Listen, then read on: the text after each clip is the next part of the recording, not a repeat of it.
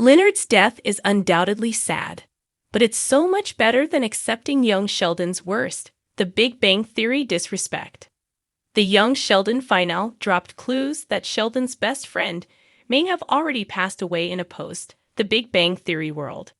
Admittedly, even just considering the idea is despairing, given how tight-knit the Pasadena gang is, not to mention that he left Penny and their child.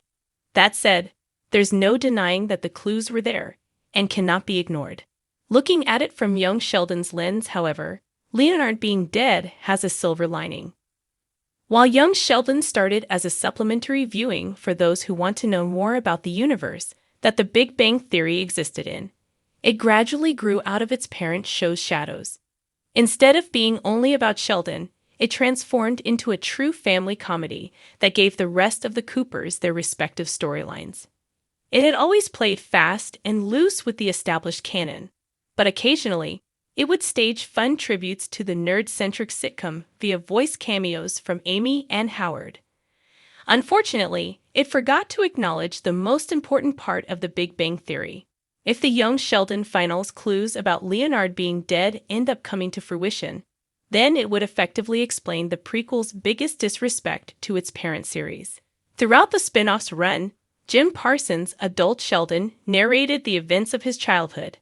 In the flash-forward scene with Amy, it was confirmed that he has been working on his memoir, hence why he has been looking back at this point in his life.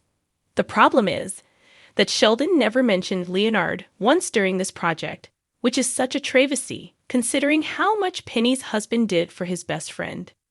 If Sheldon took decades to truly face the truth about losing his father, then it isn't outside the realm of possibility that he's still in denial of Leonard's possible demise. Assuming that Leonard is dead, then that would explain why Sheldon never discussed their friendship or even mentioned him in his memoir. It was established both in the Big Bang Theory and young Sheldon that the socially inept genius has always had a difficult time dealing with big emotions. This was illustrated when Arthur Jeffries / Professor Proton died, and more recently, when George passed away in young Sheldon. If Sheldon took decades to truly face the truth about losing his father, then it isn't outside the realm of possibility that he's still in denial of Leonard's possible demise.